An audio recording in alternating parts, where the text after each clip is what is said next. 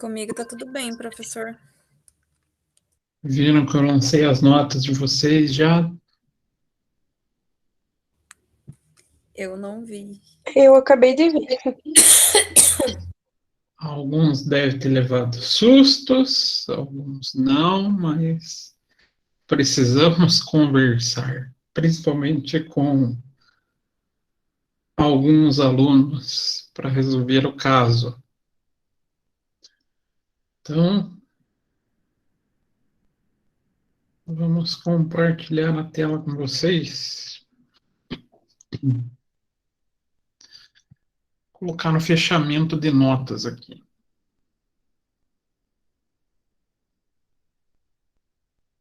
Apareceu para vocês?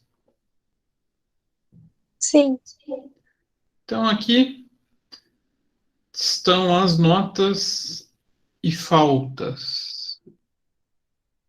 Esse caso aqui me preocupa bastante, né? Que temos, teoricamente, 3 alunos que estouraram em faltas.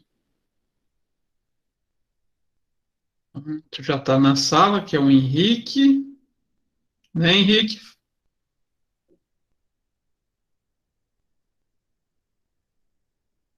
Eu? Tem o caso do Pedro também que estourou. A Alessandra. E isso acabou também impactando na nota, tá? Porque lembram para vocês que eu tinha falado que esse bimestre eu ia ter que porque foi uma determinação para todos os professores, né? 50% da nota com as atividades de frequência e a outra metade, os outros 50%, as notas de prova. Certo? E claro, isso acabou interferindo bastante também na nota de vocês. Podem ver que aqui quem teve essas quantidades de falta maior acabou sendo prejudicado. Deixa eu desocultar aqui. O que eu fiz? Todo mundo que respondeu levou pelo menos um pouquinho de nota, mesmo errando. Então, eu fiz, mas eu não acertei, professor. Mesmo assim, eu lancei pelo menos 0,3. Eu não fiz. Aí acabou ficando com 0. Claro, daí isso vai interferir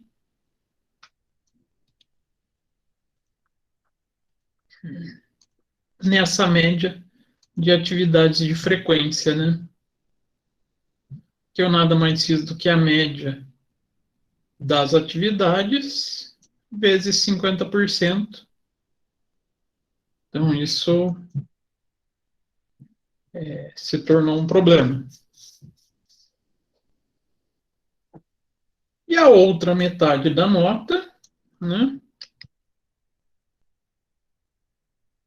são as atividades bimestrais. Tanto a prova,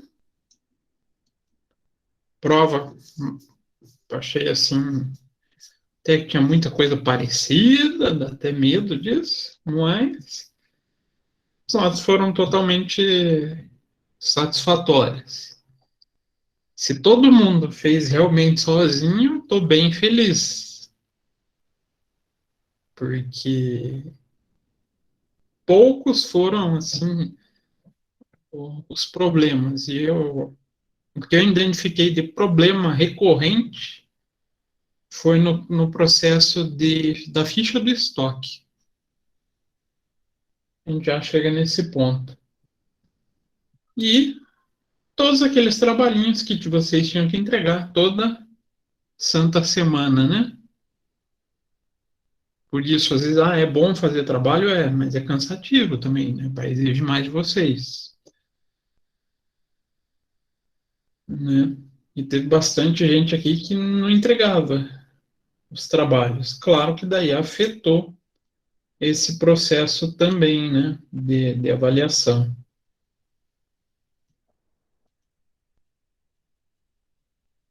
Quanto às faltas, o que eu farei? Todo mundo que estourou, eu vou combinar o seguinte: eu vou lançar o limite de falta que vocês podem ter para não reprovar, certo? Então, eu lancei do jeito que está o fechamento aqui para vocês terem uma base lá. Eu até achei que ia ter gente me mandando mensagem mais cedo, mas ninguém mandou, até fiquei achando estranho, né? Mas então a gente resolve aqui. Então, vamos aproveitar o caso do Henrique que está em sala. Deixa eu ocultar aqui só para poder. Então, o caso do Henrique, por exemplo, aqui, tá com 21 falta. Teve bastante atividade que não fez. Vou reduzir para 15. E qual que é o compromisso que daí vocês vão ter que assumir? Esse bimestre, vocês fazem todos os trabalhinhos. Mesmo que seja para entrar lá na questão e chutar, gente. Não esqueçam de preencher essas questões de frequência. Não esqueçam, jamais. Professor, Oi, essas faltas daí, no caso, é por não assistir aula ou por não responder as questões lá da por atividade não frequente? responder, esse que é o problema. Mas eu me lembro que eu entrei uns dias antes e tinha respondido todas. Eu tô com 6 ali, falta. Vocês, cadê? Parece que eu vi que o meu tava 6, eu acho. Ih,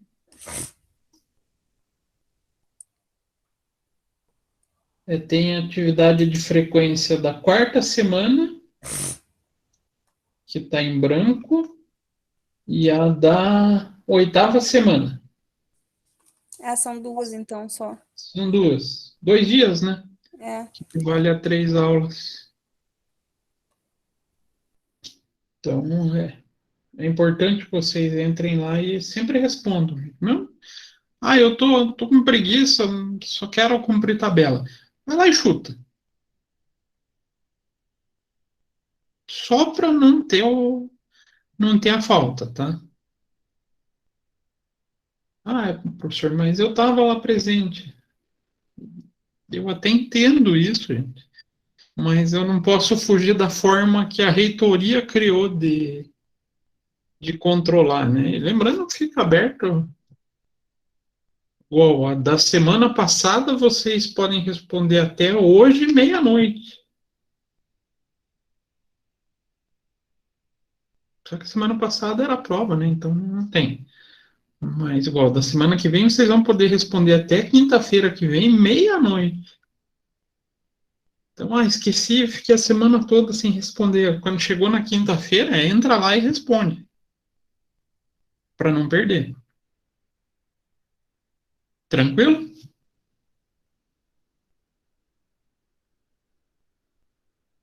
Hein, seu Henrique, tá tranquilo assim? Digamos que não tem muito o que fazer, né? Tranquilo não tá, mas tem. Hoje É tem que uma, aceitar, né? é uma maneira que eu tô sugerindo para a gente não prejudicar vocês, né? Mas é só firmar o compromisso de ir lá e responder. Agora, quanto à nota nota final, daí vocês também têm esse problema de ter a nota afetada, eu vou fazer o seguinte: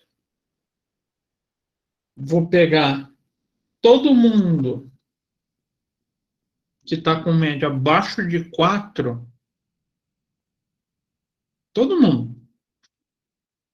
Deixa eu ver quantos tem. Alguém está fazendo pão quente aqui perto dos apartamentos vizinhos. Só porque eu não jantei. É sacanagem, né? E fica aquele cheiro de pão com margarina chato.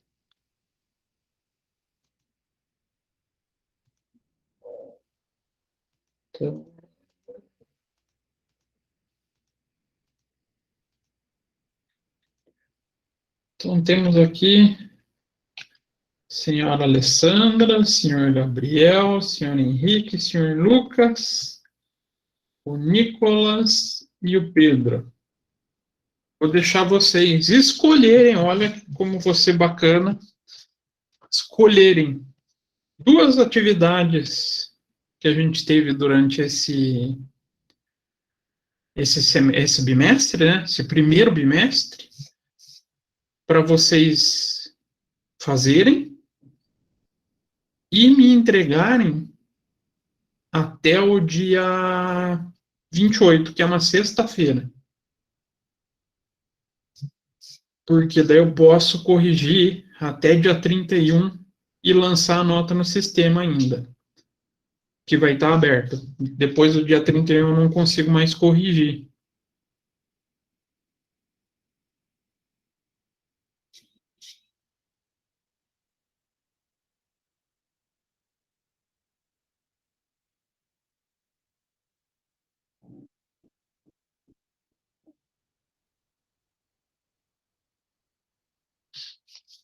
Então, entra lá, escolhe duas.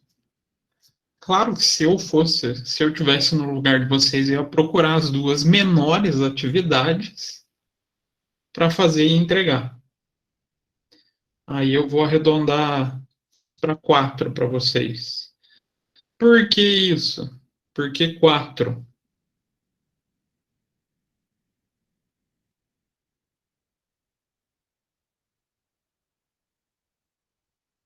Por quê? Para vocês poderem recuperar ainda e passar sem exame final, tá? Ah, dá para recuperar? Dá. Só vocês também manterem todas as atividades sendo entregues e terem o desempenho semelhante ao que vocês tiveram na avaliação final, né? Na última avaliação do bimestre, eu acho que vocês tiram.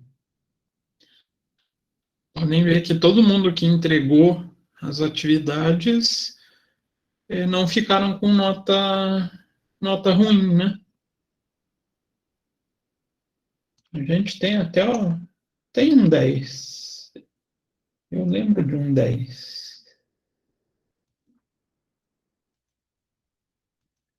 Teve um 10? Teve, ó. A Sandy. Sandy tá aí? Tá quietinha ali. Oi, professor. Ó, você teve um 10. Obrigada. Aí pode ver que a maioria que fez todas as atividades bonitinhas chegou próximo ao 10. Aí também uma situação que eu comento com todo mundo. Ah, professor, eu tive um problema, não consegui entregar, ou não vou conseguir entregar. Vocês têm total liberdade para entrar em contato comigo para conversar, expor a situação e a gente acha uma solução para vocês. Ah, para poder entregar mais tarde. Ah, de repente está passando por algum problema e não vai conseguir fazer aquela semana. A gente combina para me mandar por e-mail, nesse sentido. Beleza, gente?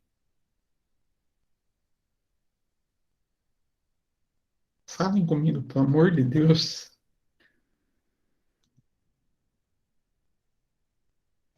Ah, pode ser. Teve alguém aqui que... 99,2. Evelyn. Evelyn. 99, hein? Acho que eu arredondei para 100 no sistema, né? Arredondou. A maioria das notas aqui eu arredondei para cima. A maioria não, foi praticamente todas. Então, mas acho que se vocês continuarem nessa pegada aí, fazendo todas as atividades bonitinho, vocês não vão ter problema. Então, quanto à nota, era isso que eu tinha para conversar com vocês. Alguém tem alguma dúvida, alguma pergunta, alguma questão?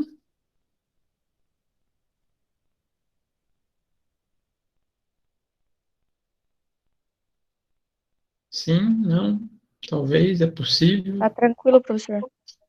Então tá.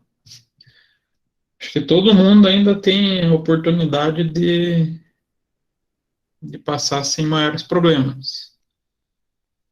Eu vi que alguns não estão aqui na sala, né? Se vocês puderem passar o recado sobre essa figura das faltas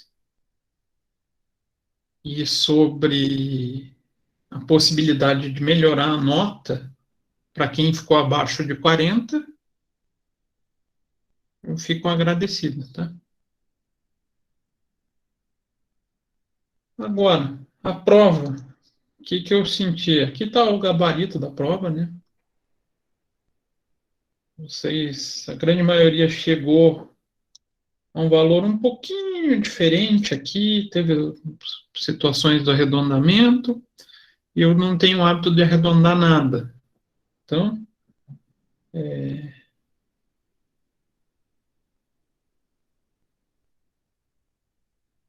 não tive esse problema. Pô, não é esse gabarito. Não lembro se é esse o gabarito. Mas o que eu vi que vocês erraram? Quem ficou lá com 90, 95? O que aconteceu de problemático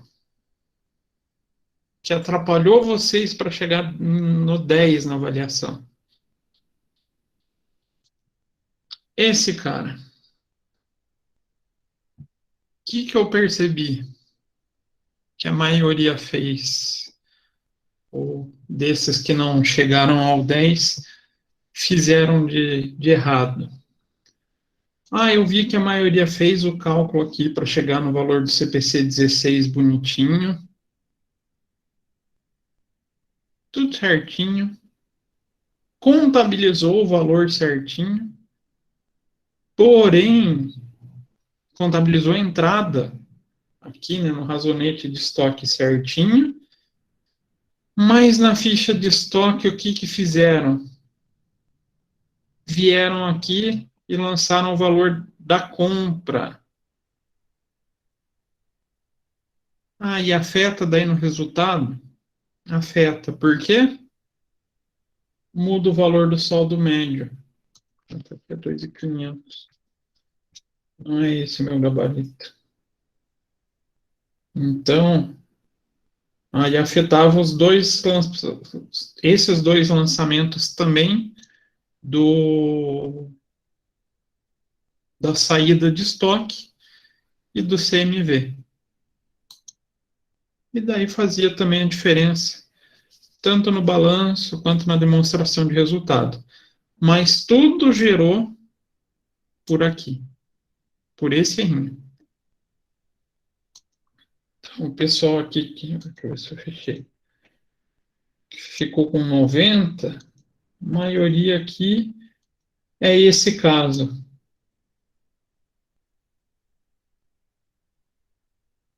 De errar a entrada do estoque. Que daí tem todo um reflexo, né? E garanto que vocês ficaram todos felizes porque fechou o balanço, né? Esse que é o pior. Nossa, eu levei 3 dias para fazer essa prova. Na hora que fechou o balanço, pensa na felicidade. Mas aí que é o problema. Na ficha de estoque, se a gente erra esses valores de entrada, vai gerar o lançamento errado. A gente vai fazer o lançamento débito e crédito certo, vai fechar balanço, vai fazer tudo, mas vai estar com uma diferencinha. E sabe o que é o pior, gente? Isso no dia a dia, depois que fechou a contabilidade, ninguém percebe mais, tá? Acaba ficando assim e vai pro resto da vida, até o dia que alguém fizer uma auditoria. E por sorte, ainda nessa auditoria, a pessoa pediu uma nota de compra daquela específica compra que fez aquela entrada de estoque. Porque sai tudo certo, tudo bonitinho, balancete fecha, balanço fecha, demonstração de resultado fecha, casa, todos os demonstrativos, por gente feliz da vida, tá tudo certo, vou imprimir, vou encadernar meu livro. Hoje a gente não encaderna mais, né, porque é registro na junta eletrônico, mas aí você assina o livro bonitinho, manda para registro na junta e vai passar. Ninguém pega. Então é um cuidado que a gente tem que tomar para não gerar uma falsa sensação de resultado. Mas basicamente o que eu peguei foi isso, tá? O erro do pessoal aqui que não tirou 10, teve alguns errinhos a mais, mas a maioria foi isso. Então, para mim, como um fechamento geral de toda uma prova, né, de todo um processo de contabilização envolvendo a contabilização, o cálculo da compra, o estoque, a apuração de imposto, assim, ficou muito bom. Ah, mas eu não tirei 10, professor. Mas foi só por causa dessa desatenção.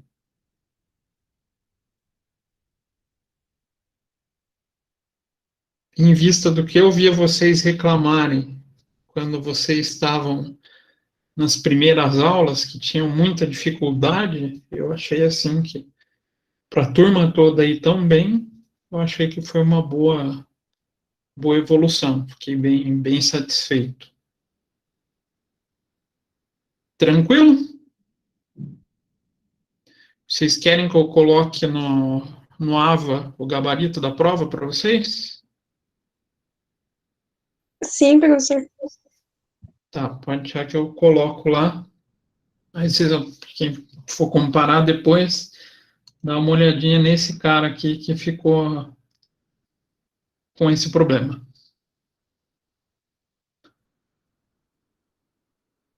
Que mais da prova era isso que eu tinha para comentar. O restante das contabilizações foram tranquilas, foram satisfatórias, vamos falar assim.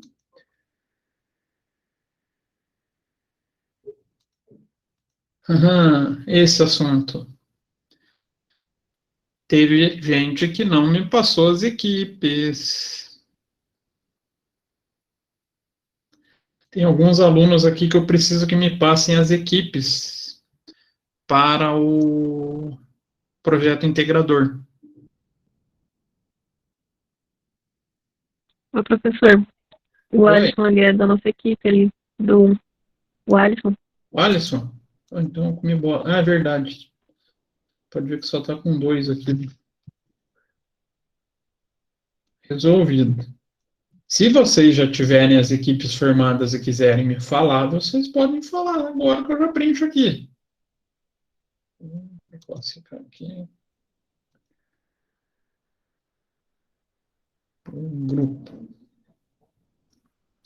Temos a Alessandra, a Amanda, a Claudineia, o Henrique, o Lucas, o Nicolas e o Pedro. O Pedro até me perguntou se podia,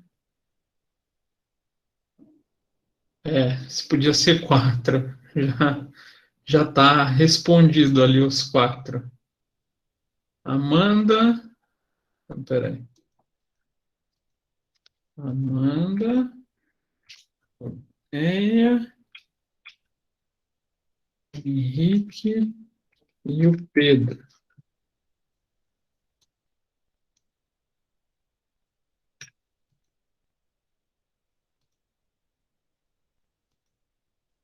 Então,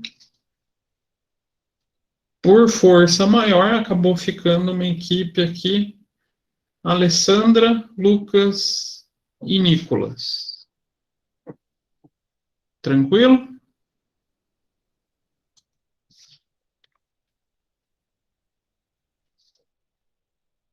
Meu documento sobre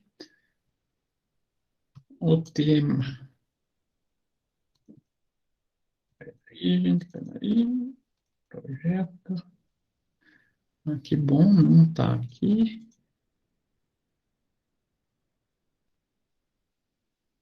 E não está online. Esse eu vou ter que fazer, passar para vocês depois. Eu montei um documento sobre esse projeto. Eu coloquei no meu OneDrive, só que ele não atualizou no meu computador aqui de casa. Que bacana, né? Então, amanhã, na hora que eu chegar no escritório, eu passo para vocês a regra do que vai ser o nosso projeto. Agora, temas. Vamos aproveitar, então, que a gente já tem as equipes formadas, e já fazer o sorteio. Temos CPC 06, 20, 39 e o 40. Todos eles estão aqui: arrendamentos e curso dos empréstimos,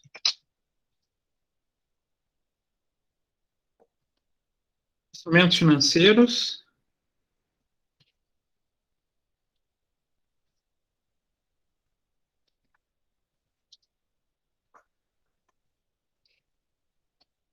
e também instrumentos financeiros,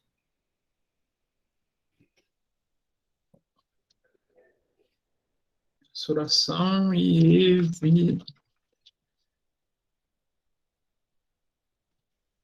evitação.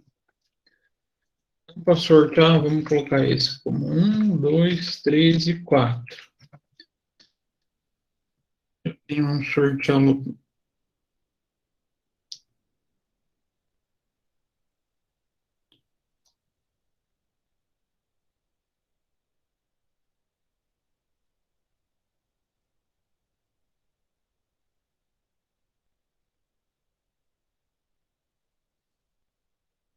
Cadê? Eu tenho um programinha aqui aleatório.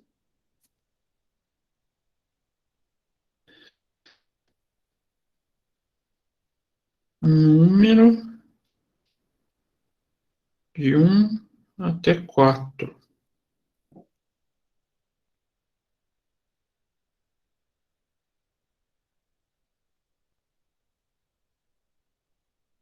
Então, para vocês verem que eu não tô roubando, tá? Tema para o grupo 1. Vamos sortear aqui. 2. Então, CPC 20.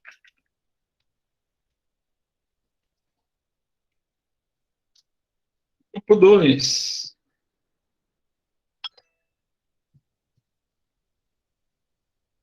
CPC 39.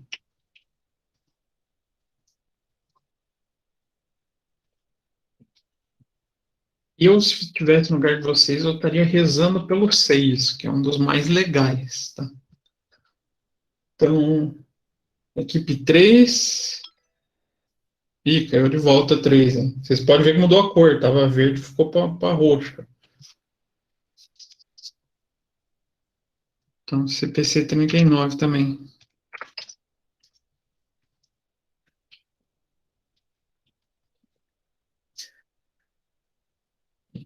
4. 2.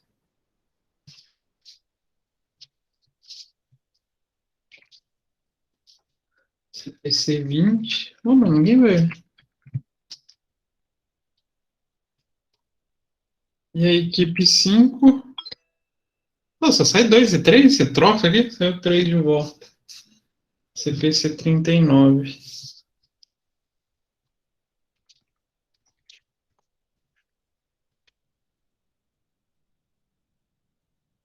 Ficou faltando 1 e o 40. Alguém gostaria de trocar?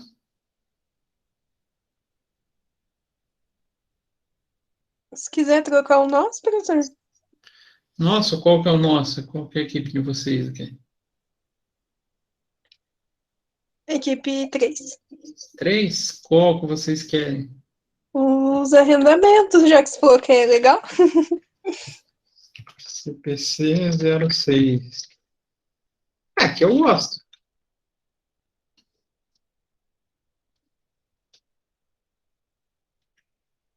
Agora o arrendamento está em moda, voltou a uma moda do arrendamento operacional de veículo, coisa que a gente tinha invertido há uns tempos atrás. E alguém quer, porventura, pegar o 40?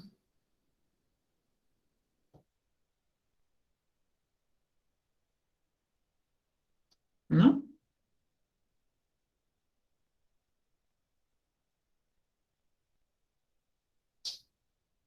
Certeza? Essa é a chance, hein? Aproveita. Ah, mas tem mudança de dificuldade entre eles? Não. A leitura, vocês vão sentir que é densa do mesmo jeito. Ah, o que é densa? Eles escrevem num linguajar muito técnico. Ah, mas eu vou só me basear nele. Não, vocês podem pegar material à vontade para pesquisar. Fica muito a critério de vocês, tá? Então, depois eu vou passar. Vou colocar lá no AVA também essa lista para vocês, junto com as regrinhas. Pode ser?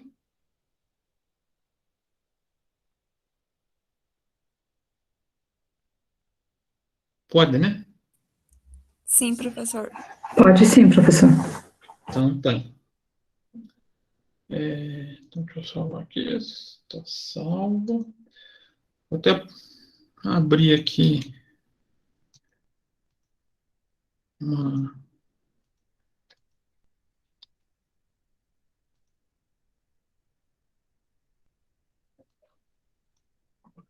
Uau, vamos ver se porventura eu acho na biblioteca virtual para vocês. Sugestão de material.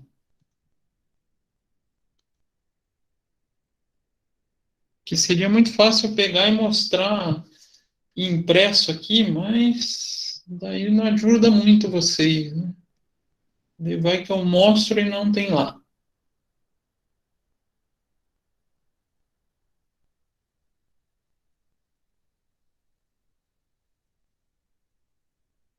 Só que eu também quero mostrar, mas estou achando nos meus livros agora. Cadê vocês?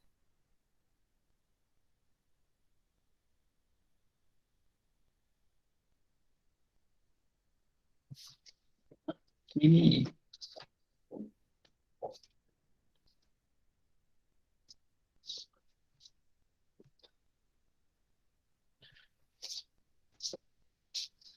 Vou tentar mostrar, ver se a gente tem na biblioteca online, é para ter, mas eu dou sugestão, livro desse autor aqui, ó, Marcelo Cavalcante. Ah, por quê? Ele tem uma coleção, pode ver que é mais de um, né, que ele fala da contabilidade específica em CPC. Ele vai desde a contabilidade introdutória, né? Desde a introdutória até a avançada. Eu sei que tem 2 níveis de intermediária. Falando com base no CPC.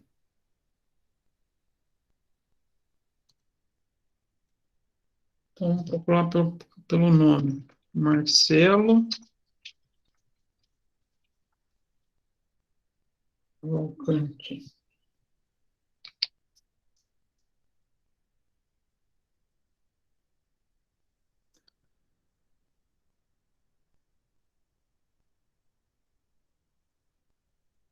Tá aqui, ó.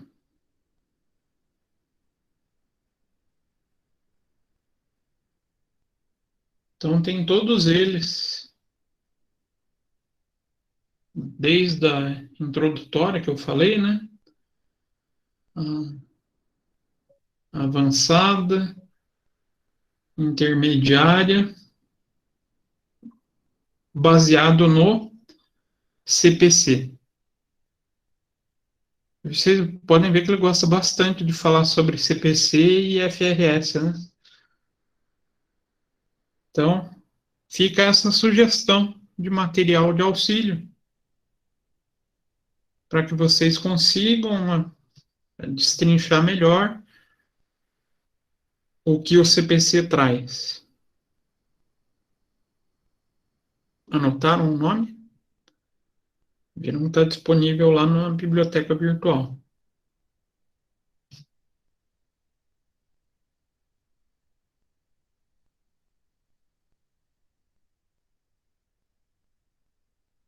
Tranquilo? E para vocês verem como tem assunto para falar na contabilidade. Só para assustar um pouquinho vocês sobre temas futuros que vocês vão ver. Ó, combinação de negócios. Demonstração consolidada. Isso daqui o povo tem um medo, gente, um medo. É uma coisa tão tranquila de fazer. Incorporação, fusão, cisão. Isso daqui dá um dinheiro para quem sabe fazer. Isso aqui envolve também com a área de perícia, tá? Um perito que trabalha com fusão, cisão e incorporação cobra aí na faixa de 600 a 900 reais a hora de trabalho. Será que é pouco? É uma remuneração razoável? Isso é o valor da hora de trabalho, tá? O próprio perito, não sei se vocês sabem, ganha nessa faixa de 600 reais por hora de trabalho. Então, são áreas, claro, vai exigir mais conhecimento, vocês vão ter que, vamos falar assim, ralar para chegar a uma profissão com esse status? Precisa. Mas tem áreas muito bem remuneradas, né? Para a profissão contábil. Claro, podem ver que esses tópicos estão aqui em avançada, né? Mais dúvidas, perguntas? Não? Sim? Talvez? Então, esse autor aqui eu deixo como sugestão para vocês, como base. Ah, só para o projeto? Não. Qualquer assunto. Ah, mas por que, professor? Esse professor em específico? Ele é um professor, tá? Ele é professor lá do Rio de Janeiro. Porque, além dele ter formação acadêmica, que é extremamente importante, né? Então, ele tem o lado da ciência formada, mas ele sempre trabalhou, ele parou de trabalhar, não, né? Parou de trabalhar na impressão de gente preguiçosa. Ele se aposentou faz coisa de 6, 7 meses atrás. E ele era um dos diretores da KPMG. Então, como diretor de uma KPMG da vida, vocês conhecem a KPMG? Já ouviram falar? Não. Não? Então, ó, se vocês encontrarem alguém falando que é diretor, KPMG, Ernst Young, Deloitte, quem mais? As três maiores são essas. São as três maiores auditorias que existem no Brasil, não, no mundo. Tá? Então, se chegar ao status de diretor da KPMG, principalmente KPMG e Ernst Young, são pessoas que tiveram que estudar muito, tá, gente? Então, ele tem esse perfil. Então, ele não é só acadêmico, mas ele também é profissional da área mesmo, né? Então, eu acho o material dele bem interessante por isso. Não só porque eu conheço ele, mas é porque o material é bem redigido. Então, fica essa sugestão para auxiliar vocês. Vocês viram que eu vim aqui pela biblioteca virtual, tá? Porque eu mesmo não uso a biblioteca virtual, porque eu acabo acessando uma biblioteca da própria editora Atlas, ou da antiga Gen, ou da nova Gen, né? Antiga editora Atlas. Ah, e tem mais um, né? Alguém lembra qual o principal livro que eu passei para... Eu já passei para vocês, será? Uma indicação de um pequeno livro, de umas 1000 páginas. Eu fechei, droga. Já falei para vocês do Manual de Contabilidade Societária. Acho que já, professor, até mostrou o livro para nós, acho. Esse eu acho que já. Uma criancinha pequenininha dessa grossura. Também. Vocês podem pesquisar lá, porque aí a gente está falando de autores que foram membros do CPC e que ainda são membros do CPC, né? Então, são pessoas que são responsáveis pela interpretação e edição dessas normas. Ninguém melhor para saber, então, do que eles, né? Então, duas fontes bem confiáveis. Tá? Professor, posso perguntar? Pode não, deve. Professor, mas não vive mudando essas normas e tudo, daí como que a gente vai ficar se atualizando? Compra livro, e daí depois como que fica? Bem-vindo ao mundo da contabilidade. A gente só perde por direito, tá? Ah, muda muita coisa? Sempre está atualizando. Sempre. Mas esses livros, o seu pilar, na sua maioria, não tem grandes alterações. Porque muda o CPC, tem variações, vão mudando pequenos pontos dentro do CPC. Vou abrir de volta o CPC aqui.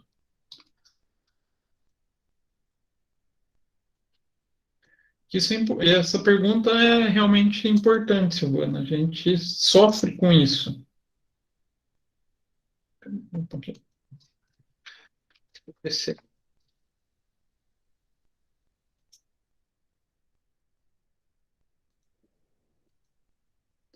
Então, a gente entra lá na página do CPC, né, Comitê de Pronunciamentos Contábeis, vem documentos emitidos, pronunciamentos. Quando eu sei que o CPC ele já passou por mudança ou não, vou pegar o próprio 00 aqui. Ele vai estar assim no seu nome. CPC 00R2. O que é esse R2?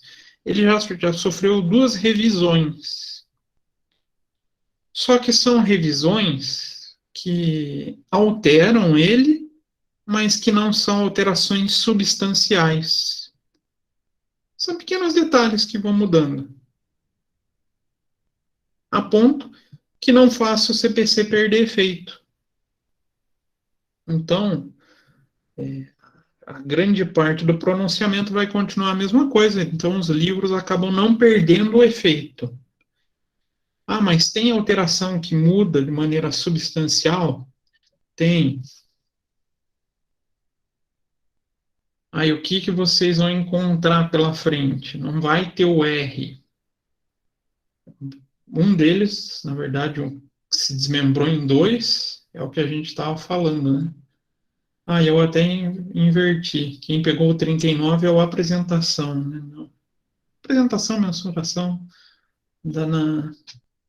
quase na mesma. Então, por exemplo, CPC 38 não serve mais para nada. Quando que ele saiu de linha, vamos falar assim? 1º de janeiro de 2018. Livros anteriores a 2018 que falem de instrumentos financeiros já vão ter problema. Porque a alteração daí foi substancial. Foi significativa. A ponto de ter que ser editado um novo pronunciamento. Aí a gente perde livro mesmo, tá? Ou perde um capítulo do livro, o capítulo passa a não ser mais útil. Aí vale a pena comprar livro? E agora? O que vocês acham?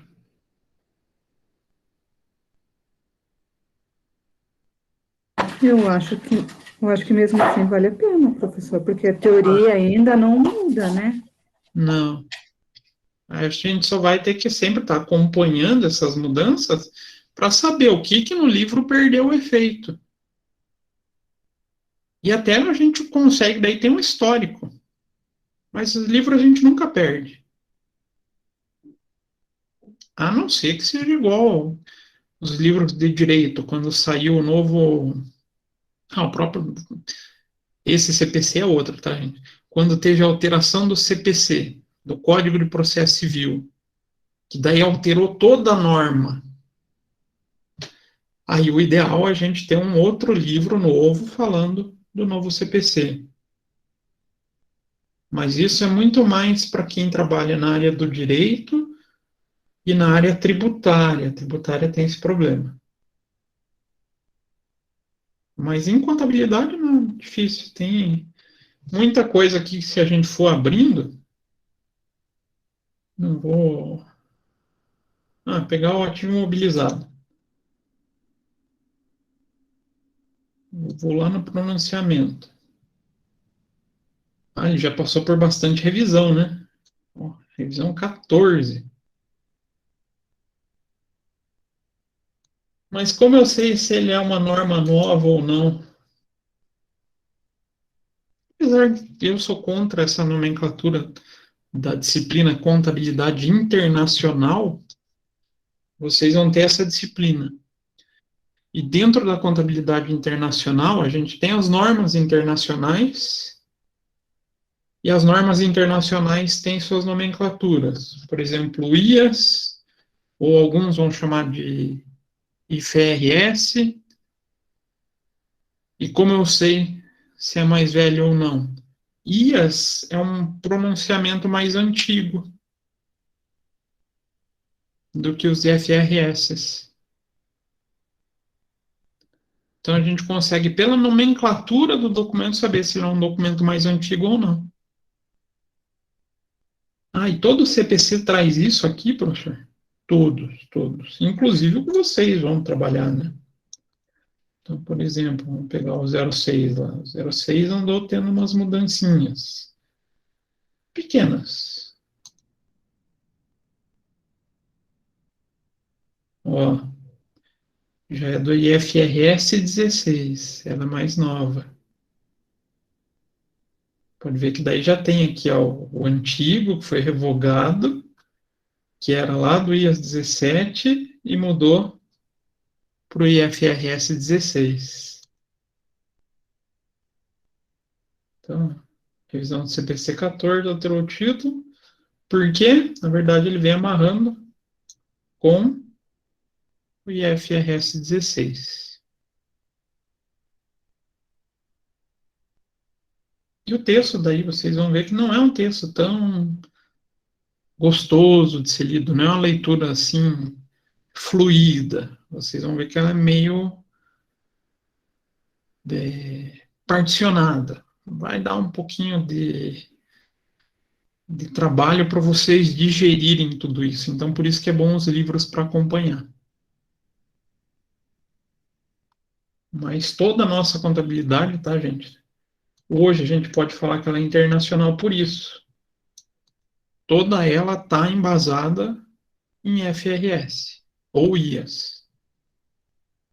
Vocês conhecem essa dita normativa ou órgão? Já ouviram falar dele? Sim, Eu mas não. eu não lembro. Kathleen, você também falou? Falei que eu não. Não? A Silvana falou que não lembra, né? Esse é a entidade, uma entidade privada do terceiro setor responsável pela normatização da contabilidade.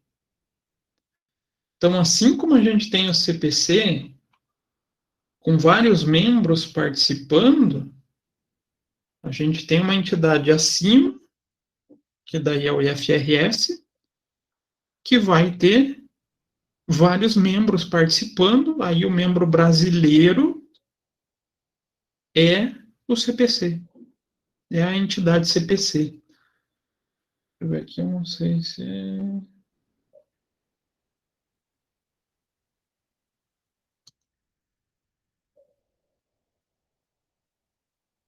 Nossa.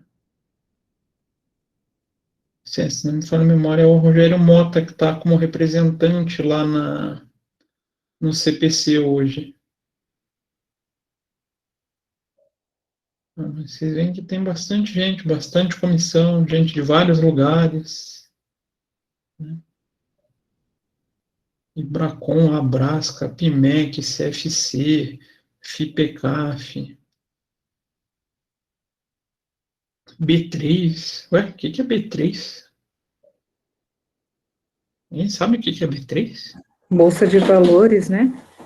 É a antiga Bovespa, né? Eu sempre estou habituado, né? Acabou chamando de Bovespa, mas não é mais Bovespa, né? Já faz um tempo. Então, professor, eu quero ir na fonte. Só digitar lá no Google, frs.org,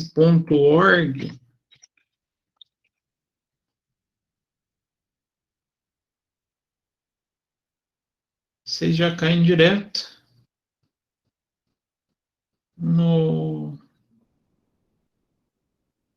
na página dessa entidade. Aí, como o Google já traduz aqui, ele já traduziu para a gente. Mas, claro que está tudo em inglês isso daqui.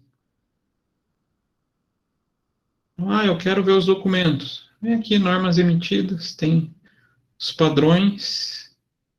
Professor, mas eu sou horrível em inglês. Hoje a gente tem já eles traduzidos, olha que bacana. Então,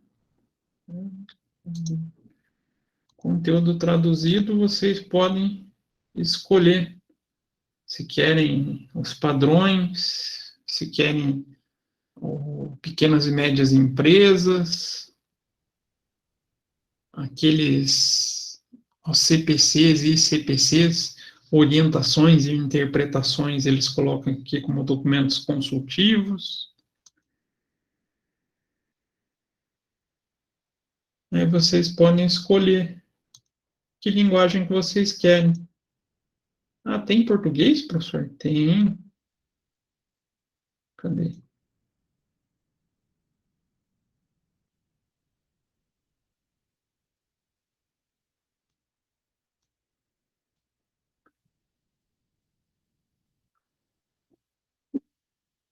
Não tô achando aqui, mas ele tem em português também. Só porque eu resolvo mostrar, daí não aparece.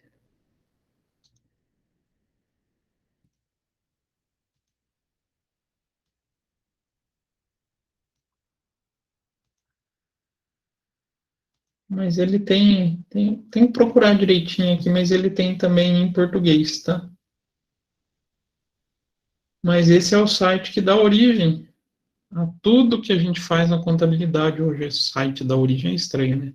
A entidade dá origem a tudo isso. Então, só para vocês entenderem a estrutura.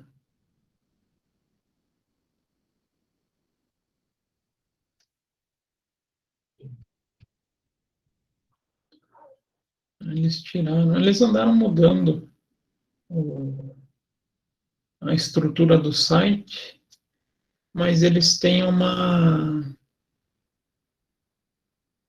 ou eles tinham no site, um organograma escrevendo bem certinho quem faz o quê, quais são as comissões. Agora eles quebraram. Não gostei. Ficou feio o site deles.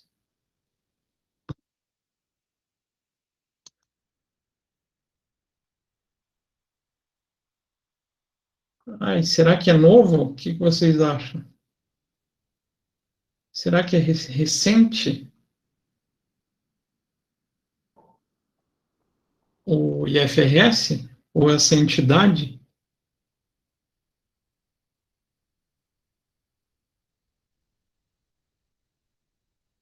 Ninguém arrisca.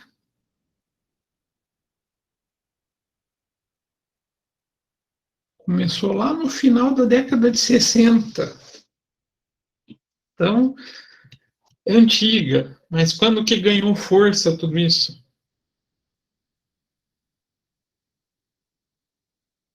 Alguém arrisca um período da nossa história? Que não é tão longínqua, tá? Onde o que esse pessoal fala começou a virar algo importante. Muitos de vocês devem ter nascido nesse período. Nossa, que triste, tô ficando velho, gente. Eu lembro de ter vivido isso. Já na contabilidade, vocês vão ter a idade do problema, vamos falar assim. Foi ali nos anos entre 2001 e 2003, tá? Surgiram vários escândalos contábeis. E escândalos assim, de maneira monstruosa, onde se usou a contabilidade para algumas pessoas cometerem fraudes e enriquecerem ilicitamente, fazendo com que surgisse uma necessidade de padronização internacional. Por isso, hoje, a gente tem a maioria dos países sendo signatários do CPC. Acho que ele fala aqui no finzinho.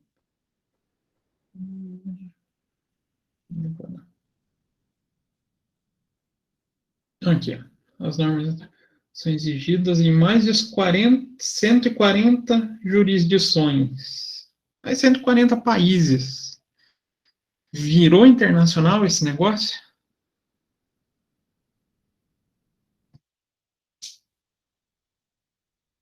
Virou, né? Ah, e qual eram esses escândalos, professor? Os mais conhecidos, vocês podem pesquisar pela Enron, pela WorldCom. Teve caso da Parmalat, teve caso da Xerox, mas esses dois primeiros são os mais gritantes, tá? Assim, gritantes a ponto de levar muita família à falência, de perder tudo. E quem quiser até sentir um pouquinho, tentar entender um pouquinho da história sem ir para filme chato, não sei se eu já indiquei para vocês assistirem As Loucuras de Dick e Jane. Já. Porque reflete bem essa situação. Então, tudo isso surgiu nessa época, tá, gente? 2001 a 2003 ali, fez com que os países começassem a se preocupar com uma informação de qualidade para os investidores. Aí, o IFRS ganhou força, não foi criado nessa época, ele é lá da década de 60, e daí muitos países acabaram sendo signatários. E todo país signatário tem pelo menos um representante dentro do CPC. A gente agora está com o diretor da Brasicom, mas a gente já teve como representante também o diretor do Banco Central, isso faz uns 4 anos, e o nosso primeiro representante lá foi o Eliseu Martins, que é professor da USP. Nossa, acho que eu viajei demais, né, nessas conversas para explicar de CPC para vocês. Mas tem muita coisa sobre CPC, gente. Tranquilo? E claro, tudo que for surgindo de dúvida que vocês vão tendo durante a interpretação, a gente vai conversando para ajudar vocês a montar uma cartilha de maneira bem suave. Essa é a intenção, tá? Cartilha tem que ser algo bem explicativo, bem fácil de ser entendido, bem resumido, para tentar sintetizar o conteúdo. E hoje... Eita, o que aconteceu aqui? Não. Professor, posso falar? Não tem nada a ver com a aula, mas... Pode, diga lá, Silvana. Eu não sei se o professor está sabendo que o CRC, ele tem agora, estreou, acho que tem 2 semanas, a escola técnica. Toda quarta-feira, às 9 horas, tem cursos gratuitos, né? Tem. Eu só fico assim, porque eles não dão certificado, né, de participação. Eu não sei como está funcionando a parte de certificado, mas nesse tipo de caso, o que eu aconselho vocês? Sempre quando vocês puderem assistir, participar, tudo que tenha no CRC é bom. Justamente pelo que a gente estava conversando, das mudanças. Infelizmente, a gente vive num país que muda muito, né? Ainda mais a gente com a tributação bonita que a gente tem, né? Assim, bem robusta, assim, tributos para a gente tirar de baseada, como o mineiro gosta de dizer. Vocês têm mais ou menos noção de quantos tributos a gente tem no Brasil? Pode ser um valor chute, valor aproximado. Não faço nem ideia. Falando entre impostos, contribuições e taxas, todos esses conjuntos, a última contagem que a gente tinha 94. É coisa pra caramba, né, gente? Ah, e contador só se preocupa com o imposto? O que vocês acham? Não. Não, a gente tem um monte de declaração para ficar entregando. E tudo isso muda de um ano para o outro.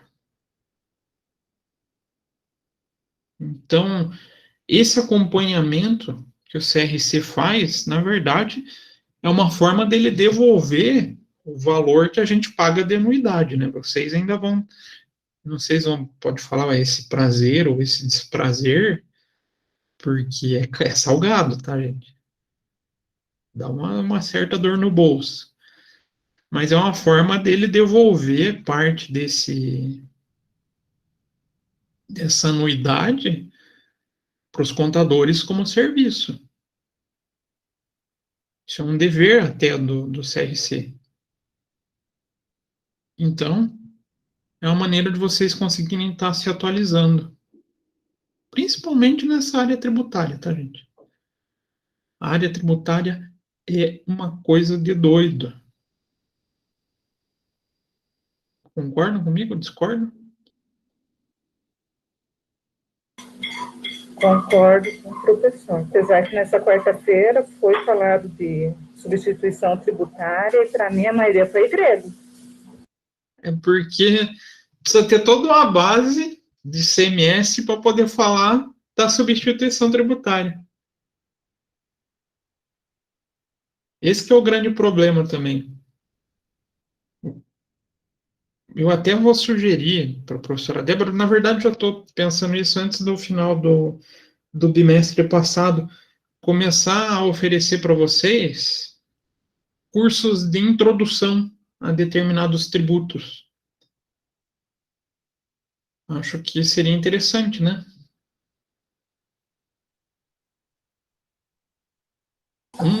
Sim. Um que eu vou sugerir para que eu possa fazer é de PIS/COFINS. Trazer um curso básico sobre PIS/COFINS para vocês. Porque também não dá para fazer um curso completo, porque primeiro que a gente demoraria um mês fazendo. E segundo, que a gente teria inúmeros detalhes para fazer. Mas vocês já conhecendo o básico, vocês conseguem, depois da evolução, dar sequência no processo. Então, vocês poderem saber quem que tributa PIS/COFINS. Quem que tributa pelo PIS/COFINS cumulativo, não cumulativo. O que é cada um dessas formas? E quem tributa pelo cumulativo, por que tributa pelo cumulativo? Qual a regra que rege sobre isso? Então, eu pretendo trabalhar com vocês, porque eu sei que isso daí vai pegar desde o primeiro, segundo ano, vai pegar vocês, vai abranger o pessoal do terceiro ano, do quarto ano, porque são coisas que não se desenvolve tanto nas disciplinas em si. Essa parte tributária, ela não é tão explorada no curso. Mas está em tudo, né, professor, esses impostos? Porque eu vejo em tudo. Tudo, gente, tudo. Infelizmente, tributo a gente vai encontrar em todo lugar. Todo. Tudo que a gente for fazer, tudo que a gente for consumir, a gente vai pagar imposto. Por isso que tem aquela projeção do IBPT. O IBPT é o Instituto Brasileiro de Planejamento Tributário, que hoje projeta que o brasileiro trabalha, em média, dos seus 12 meses, 5 ponto alguma coisinha, já está indo para 6. 5 meses do salário dele é para pagar imposto. É muita coisa, gente. Muita coisa. A gente vai mexer com instrumento financeiro. Se vocês forem fazer um cálculo de empréstimo, vai ter imposto no meio do empréstimo? O que vocês acham? Com certeza, né? Tem o bendito IOF, né? Imposto sobre Operações Financeiras. Até quando a gente aplica. Vou aplicar, mas sem querer não consegui manter a aplicação, resgatei antes de 30 dias. Já vai pagar IOF. Não, eu resgatei depois dos 30 dias. Vai ter muito das aplicações financeiras que vai ter imposto de renda retido na fonte. Não sei se vocês viram isso em mercado financeiro de capitais ou em matemática financeira, alguma dessas disciplinas. Sim. Eu vejo isso todo dia. Vê isso todo dia, Henrique? Eu trabalho em instituição financeira e geralmente o pessoal vai lá e resgata as aplicações ou deixa, daí tem isso. Vai ter o recolhimento do imposto de renda, né? Então, vai no banco, tem imposto. Vai na farmácia, tem imposto. Vai no supermercado, tem imposto. Vou no posto de gasolina, para pegar o caso da Silvana ali, que falou de substituição tributária, tem imposto. E tem mecanismos diferentes, né? Igual a Silvana falou ali, foi substituição tributária, eu não entendi nada. Realmente, porque a substituição tributária é um mecanismo que complica um pouco o cálculo, então ele dificulta a nossa vida como contador, mas facilita a vida do fisco. Por quê? Porque ele tenta deixar a garantia de recolhimento em uma pessoa, que seja mais fácil de fiscalizar. Complexo isso, né? Por isso chama substituição tributária. Eu recolho de um em detrimento a outro, para tentar garantir que o imposto seja realmente recolhido. Posto de gasolina é um caso, tá? Então a gente tem bastante assunto na área tributária. Não é à toa que dá para fazer pós só sobre isso, né? Uma das minhas pós é sobre isso, inclusive. Não fazendo propaganda, mas dá para ter curso de pós-graduação só sobre gestão tributária.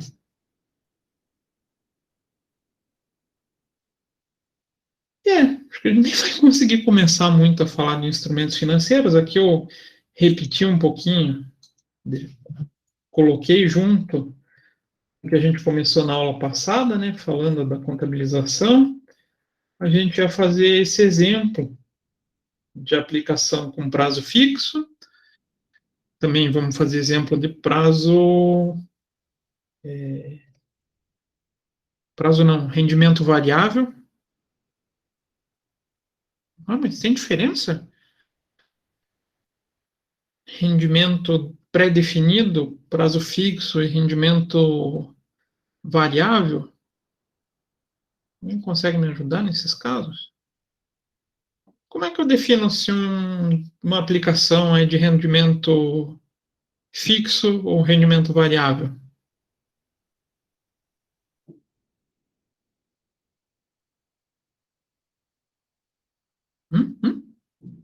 O fixo é o que você já sabe quanto você vai ter de rendimentos, não é? O que você considera o quanto, Silvana? Seria valor exato? Ou você considera outra forma para falar esse você conhece o rendimento?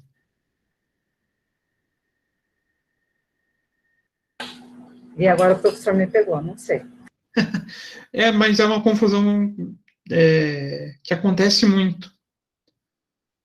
Na verdade, o rendimento que a gente considera como fixo é onde a gente conhece todas as regras de tributação já antecipadas. Tributação, não, desculpa, estava com tributo na cabeça. De remuneração.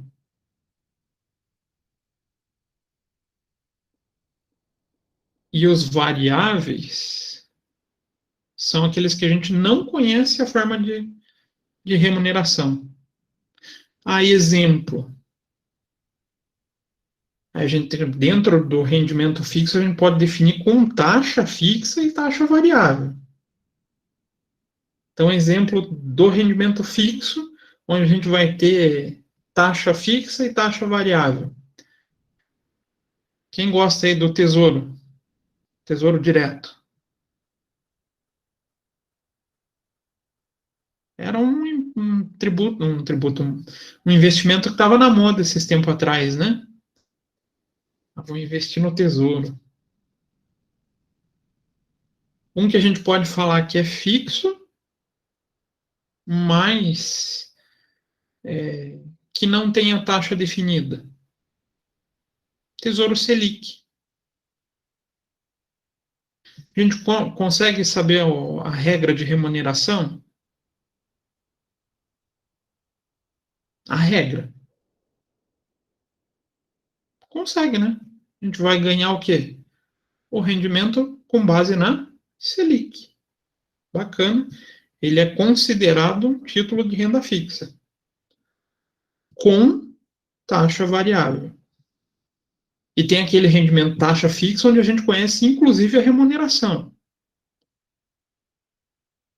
Quando que acontece isso? Quando já vem pré-definido um percentual por ano, por mês. Tem tesouro direto nesse sentido? Também tem. Que é o chamado tesouro pré-fixado. Então, a gente já contrata sabendo, desde o início, quanto que eu vou tirar por ano ou por mês de rendimento. E quando é um investimento considerado uma renda variável? Quando eu não conheço a regra. E quem não tem regra para remunerar? Geralmente, mercado de capital. Se vocês comprarem ações, vocês vão saber quanto que vão receber? Não dá para ter noção nenhuma, né? Não dá para saber nem se vai ter rendimento. Então, ele é um considerado variável. Então, a gente pode ter essas três categorias. A gente tem que tomar cuidado. E essas categorias influenciam na forma de contabilização. Então, se eu conheço o rendimento desde o começo, eu tenho uma forma. Se eu conheço o rendimento no passar dos meses, que seria esse pós-fixado, esse rendimento onde a gente vai conhecer a taxa durante o decorrer do investimento, igual eu falei da Selic, ou também tem outro tipo de tesouro, IPCA+. Então, a gente tem outra forma de contabilização. E o último, daí, o rendimento rendimento variável, que daí a gente não sabe nada do que vai acontecer, é outra forma de contabilização. A aula passada, qual o rendimento que a gente contabilizou? Quem lembra? Ou não lembro?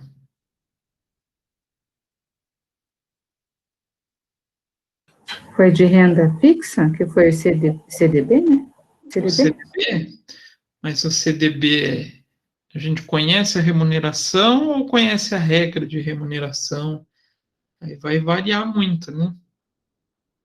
A gente contabilizou um CDB. Mas como já estava praticamente 9 horas da noite, que a gente está acostumado aí nas aulas, acho que não adianta eu começar a tratar esses rendimentos com vocês agora e quebrar de volta na metade, né? Vai ser muito produtivo. O que vocês acham? Ou a gente vai até as 10 hoje? Quem cala consente, hein? Vamos até as 10? Queria jantar, professor. Tá? Ou pelo menos um sincero, hein? Ah, eu também. Nesse Não, caso, eu também, professor. também, agora vocês abrem o microfone, né, gente? Não, mas eu acho mais produtivo a gente fazer tudo no mesmo dia, esses 3 rendimentos, para a gente entender a variação da contabilização. A contabilização em si é simples, mas para a gente entender, se ele for dessa forma, eu vou fazer isso. Se ele for de uma segunda forma, eu sigo outro caminho. Então, a gente vai trabalhar, então, vou deixar para a próxima aula, as aplicações. A gente vai trabalhar os financiamentos. Espero que vocês estejam bem afiados ali em tabela price, então. A gente Sabe? não viu ainda, professor. Não viram? Mas é A fácil. próxima aula que a gente vai ver isso de matemática financeira. Então, a próxima aula é quando? Quarta. Então vai ser, nossa, vai estar fresquinho. Então tá perfeito. Mas quarta, né, o dia que o professor Marcelo, ele falou que vai dar uma palestra? Quando que ele falou que ia ter uma palestra? Você quer... Ah, é verdade, Foi tem ontem, isso, mas né? não me recordo se é essa quarta. Foi ontem, não foi? Ah, é verdade, verdade. Não, tem dia 19 também. Teve ontem e tem dia 19. Não sei qual que é do dia 19. Mas na verdade, eu não vou entrar no cálculo do financiamento com vocês, né? Mas a gente vai fazer a contabilização dele. Então, o que vocês vão ver lá, a gente vai ver aqui como contabilizar, como tratar contabilmente. Então, empréstimos, financiamentos e esse cara aqui, desconto de duplicata. Alguém já ouviu falar disso? Pior que a questão da semana eu coloquei de desconto de duplicata, achando que eu ia conseguir chegar.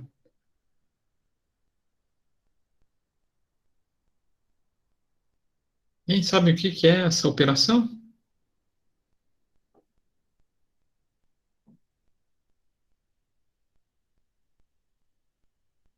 E agora? O que seria Quando você paga antes do vencimento? Quando paga antes do vencimento? Não, pense ao contrário. Pense a duplicata para você receber, mas você quer receber antes. Mas a pessoa que vai te pagar não está afim, ele vai pagar no prazo, mas você precisa de dinheiro agora. O que você pode fazer? Vai lá e vende numa factory. Adianta o Basicamente recebimento. isso. Olha, Henrique. Vai lá e adianta o recebimento lá, onde é o valor a receber. No Faz caso, pode ser cheque, entra nisso, né? Pode ser cheque. O mais comum mesmo é o duplicata. Porque geralmente a duplicata já é emitida. A gente não costuma chamar de duplicata no dia a dia, né? A gente tem o hábito de chamar de boleto. Mas a gente já emite o boleto por uma entidade financeira, não é? Então, Sim. Geralmente, a gente aproveita essa mesma instituição financeira para fazer o desconto. Então, o que é? Eu pego, vamos supor que eu tenho um boleto de R$1.000, vai vencer daqui 30 dias, eu preciso do dinheiro agora. Eu vou lá, falo com o meu gerente do banco, ele fala, eu consigo, mas vai ter uma taxa de 10% ao mês. Estou desesperado por dinheiro. R$1.000, 10% dá quanto?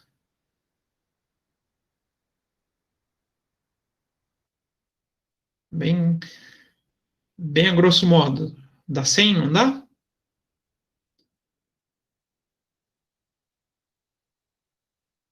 Isso. Então, o que vai acontecer? Eu vou lá, ofereço esse título em desconto, o banco já me paga R$ 900 e depois, quando o cliente pagar, ou quando vencer o prazo dessa operação, ele vai e pega esses R$ 1.000 da nossa conta. Então, o banco, nessa operação, ele não perde praticamente. A chance dele perder é muito pequena. Porque se o cliente pagar a duplicata, já cai para o banco. Ou se o cliente atrasar o pagamento da duplicata, ele vai na nossa conta corrente e desconta R$ 1.000. Mas a gente já, 30 dias antes, recebe os 900. Isso é um desconto, na verdade, é uma modalidade de empréstimo. Só isso. Só que por que a gente frisa muito essa figurinha para vocês? Até 2007, até 2010, né, quando foi a adoção definitiva, a gente tinha uma tratativa contábil para desconto de duplicata, que era como uma conta redutora de duplicatas a receber. E pelo CPC, falando em essência sobre a forma, como a característica é um empréstimo, ele mudou. Ele saiu do ativo, lá como duplicata descontada, como redutora, e passou lá para o passivo como uma conta a pagar, como um empréstimo. E por mais que já esteja fazendo 11 anos dessa mudança, é constante a gente encontrar erro no dia a dia com isso. O pessoal que trabalha com auditoria, que pega contador mais antigo, encontra a gente fazendo errado. E o pior, ainda é um tema bastante cobrado na prova do CRC. Ah, mas faz tanto tempo que mudou. Continua caindo. Então, é um assunto que vocês ainda vão se deparar bastante. Então, a gente também trabalha essa forma de contabilização, apesar dele ser considerado um empréstimo, para que vocês consigam entender essa operação e contabilize da maneira correta, como o CPC pede. Ah, é uma operação difícil de acontecer no dia a dia, a gente vê pouco? O que vocês acham? Será que é incomum ou é uma rotina das empresas isso? Acho que é bem comum, né? Rotina. É a rotina, gente. A gente encontra muito. Então, a gente precisa conhecer. Então, na próxima aula, a gente vê esses assuntos, tá? A gente vai ver as aplicações nas 3 modalidades. Empréstimos e financiamentos. Aqui a gente vai falar só do juro pré-fixado, que é o comum, né? Difícil a gente ter empréstimo com juros pós-fixados. Não é muita praia aqui do Brasil. E o desconto de duplicatas, que são as operações mais comuns da gente encontrar aqui no Brasil. Então, daí a gente passa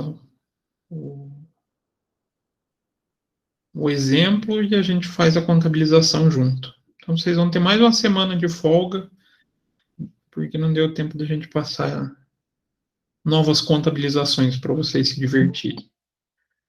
Tranquilo?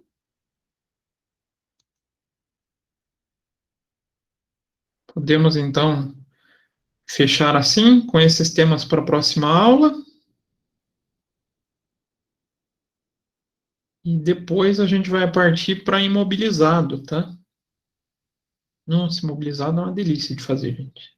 Hoje eu estava trabalhando com contabilização da folha, professor. Essa parte eu não tinha pego ainda no meu trabalho. E olha... Achou divertido? É de amargar.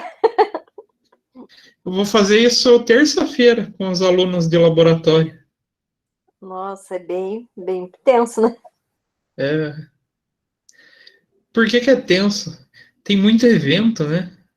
Só para vocês entenderem, pessoal que não Exatamente. Muito olha, evento, e daí um evento lá não puxou na contabilização, porque não tem uma LP, e por aí afora, né? o pessoal que não trabalha com folha, evento é todo, vamos falar assim, ou provento ou desconto que é lançado em folha. De maneira bem simplificada, né?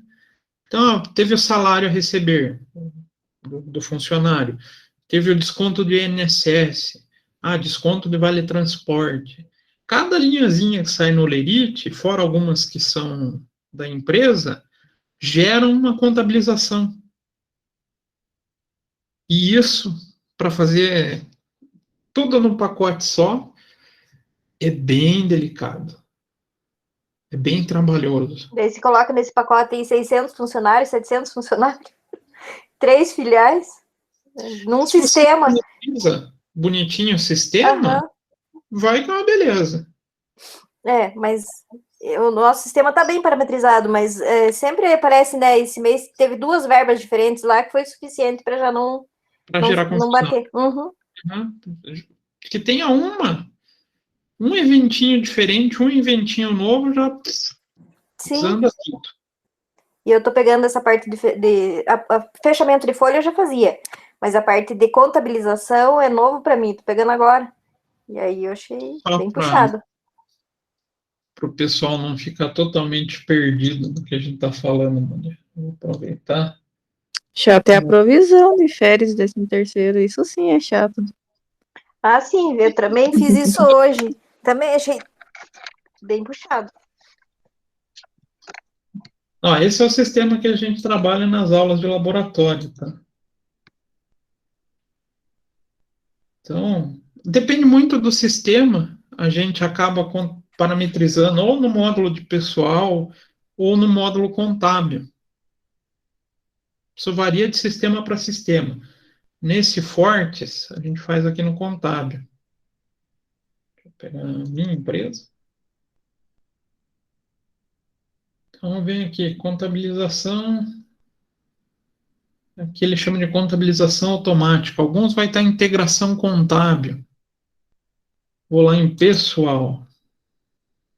Então, aqui, ó, que bacana. Já tenho tanto férias, 13º e folha que eu vou trabalhar com eles. Vou lá, escolho folha de pagamento. Aí ele pode vir aqui em configurações, mas no Fortes aqui ele fica meio confuso. Ele tem uma vantagenzinha. Se eu botar em contabilizar, ele vai tentar contabilizar e vai me indicar o que está faltando no sistema. Como eu não fiz parametrização nenhuma, né, porque ficou para essa. Ele vai me indicar todos os eventos, né, ele chama de rúbrica nesse Fortes, para eu contabilizar. Ó, descanso semanal remunerado. Como que eu debito, como que eu acredito. Falta. Como que eu debito, como que eu acredito. O que mais? Ali, ó. Comissões, hora extra, auxílio combustível, FGTS. Tudo para parametrizar.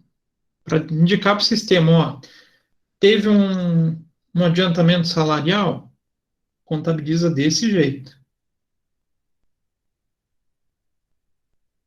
E lembra que eu falei para vocês a importância do plano de contas? A importância do plano de contas é por isso. A gente fica amarrado a esse plano de contas para indicar. Como é que eu quero que contabilize? Eu vou ter que vir nesse plano e escolher que tipo de conta que eu vou usar. A gente faz para folha,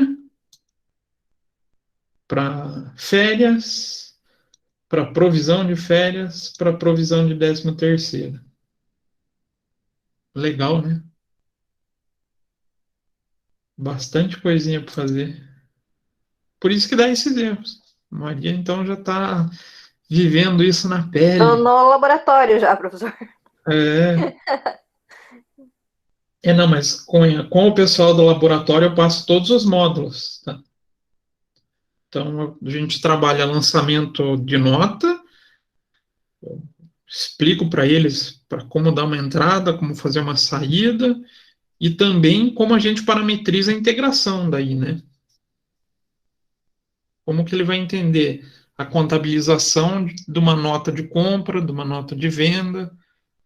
Então, eu trabalho a parametrização de todos os módulos. Para eles é bom. Para vocês, né? Vocês também vão chegar nessa disciplina. É verdade, é bom. Eu tô, né, nesse laboratório, porque eu tô no fiscal, mas estou pegando uma parte do RH. Então, pega essa parte do fiscal e do fechamento. Então, tô em fechamento fiscal, né, do fiscal até dia 15, mais ou menos, é o meu último prazo para fechamento fiscal.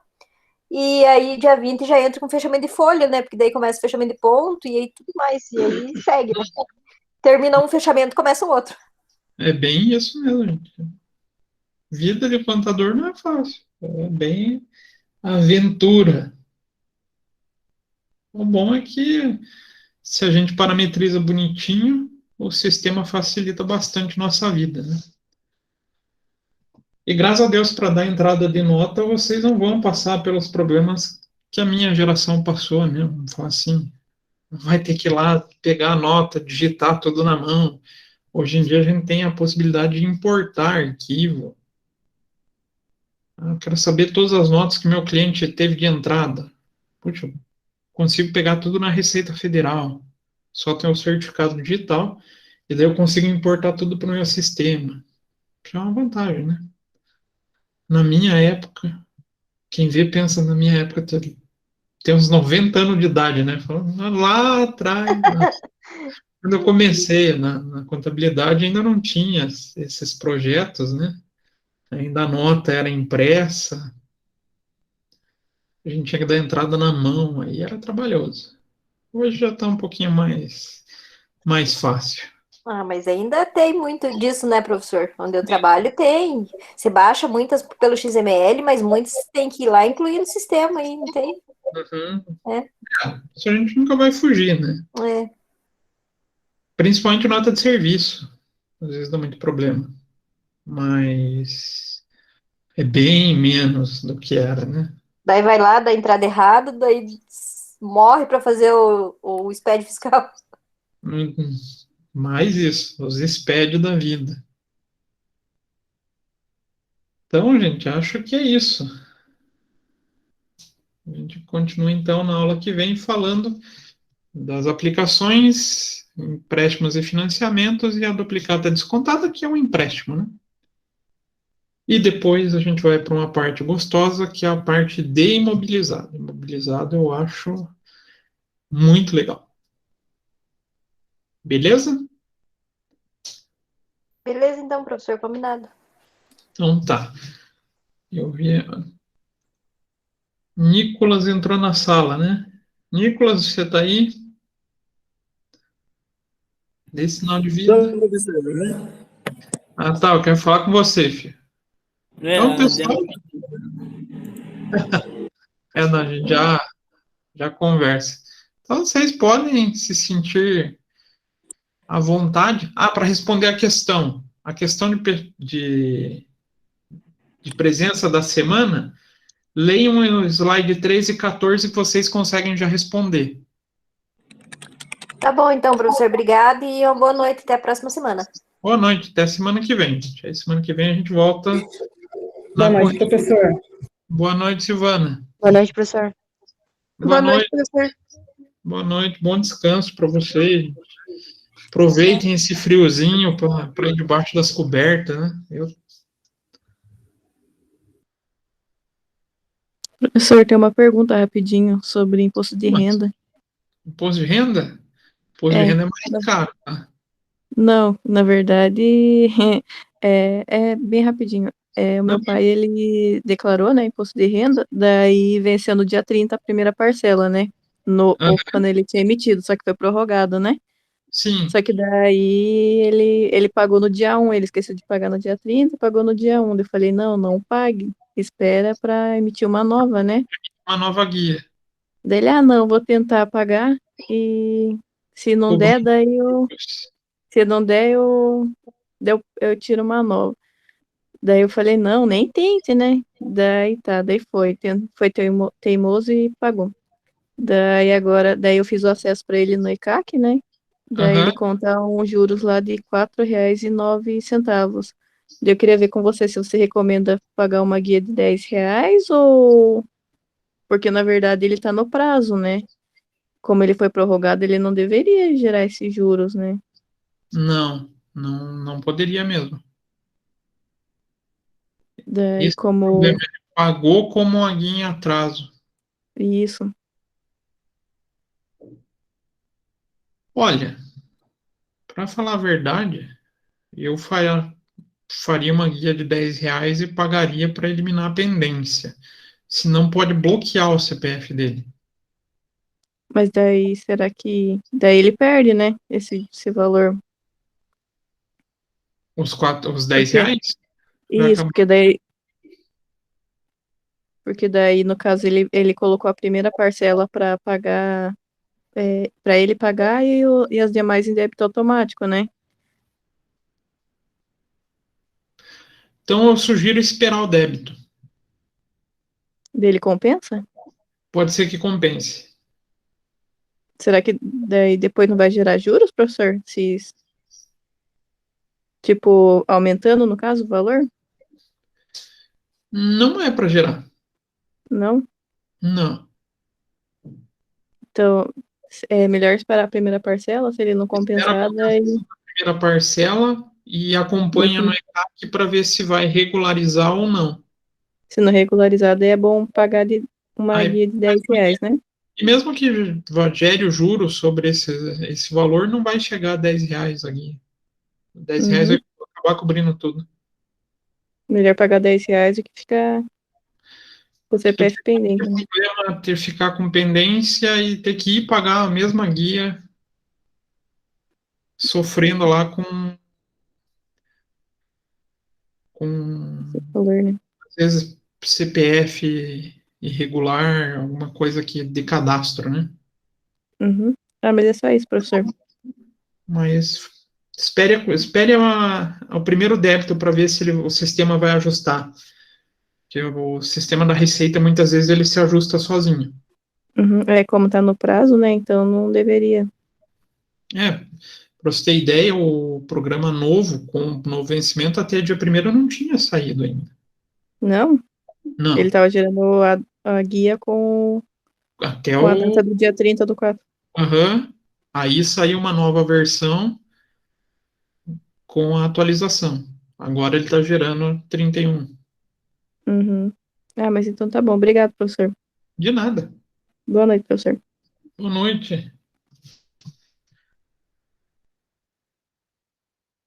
Ficaram só os senhores. Senhor Nicolas. Cara, o que aconteceu contigo? Me explique.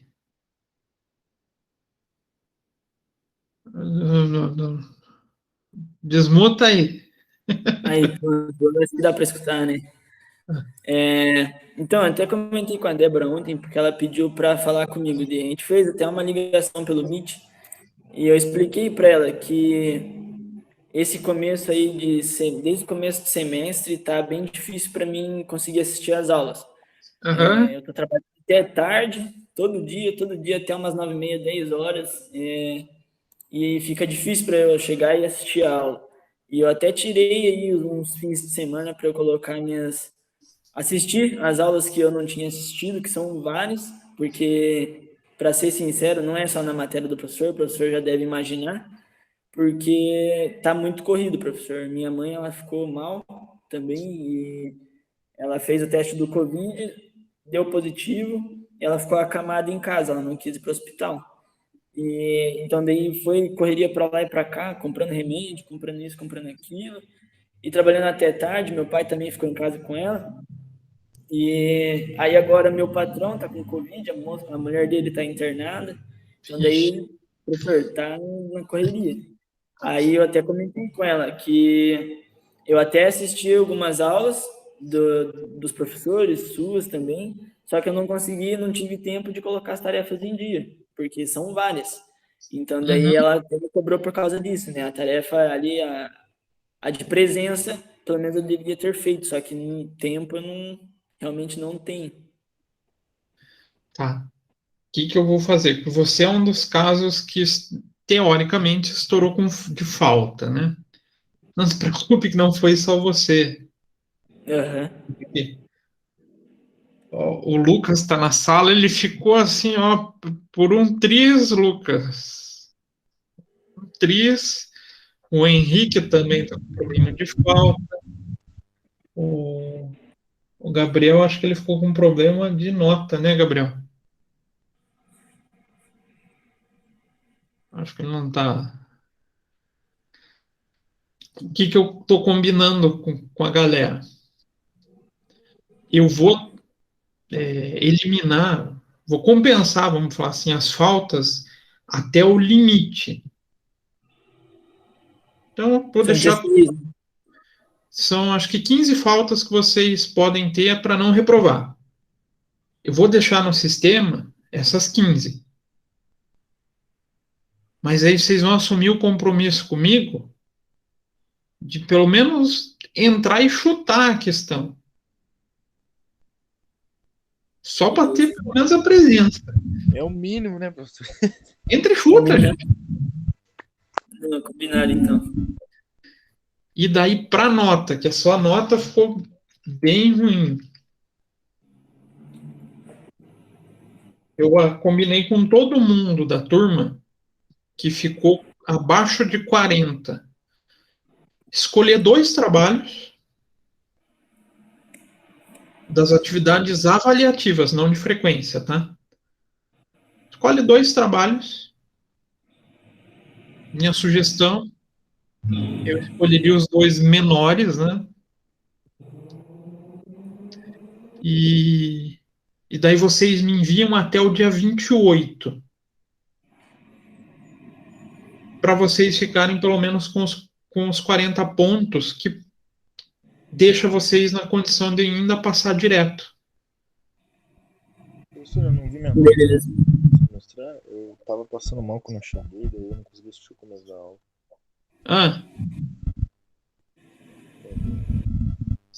Tá nessa lista também, né, Lucas? Imagino que sim, professor, que eu tava deu uns problemas na autoescola, eu achei que ia dar conta, era noite, daí acabei me lascando.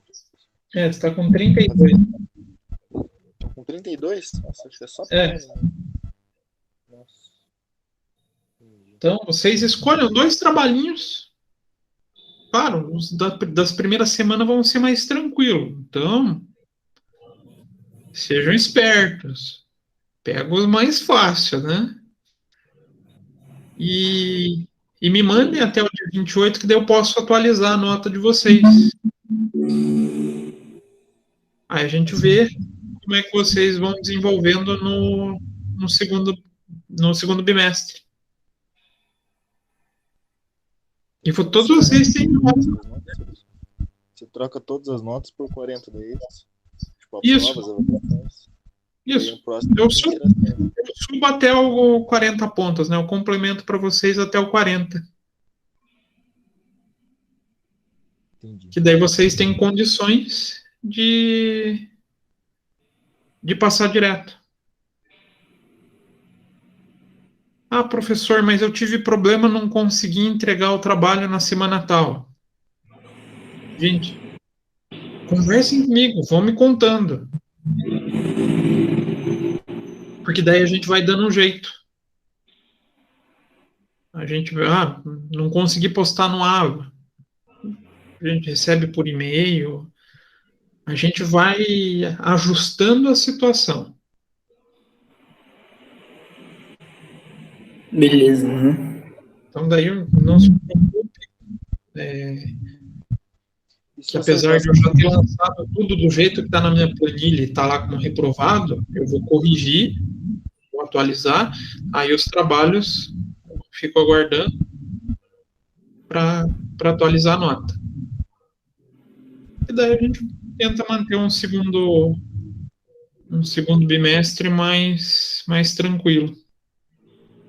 Então, o que vocês já façam hoje? Já saiam da live aqui, entra lá no Ava e chuta pelo menos a questão. Beleza. Para sempre ter a presença. A minha é sempre. Dificilmente eu coloco mais de uma questão de múltipla escolha. Então, vai gastar ali 3, 4 minutinhos para chutar ou para resolver mesmo, que também não é difícil, tá bem tranquilo. Daí vocês não tem um problema daí. Se eu acertar a questão, tá valendo nota ainda, professor? Ou daí não? Tá, só que eu vou diminuir só para um ponto, vai cair muito peso. Vou deixar mais os trabalhos mesmo. É que daí só O trabalho e para avaliação, né? poderia ficar com mais de 40, né? Talvez, né? Se eu acertasse todo. Pode ser que É.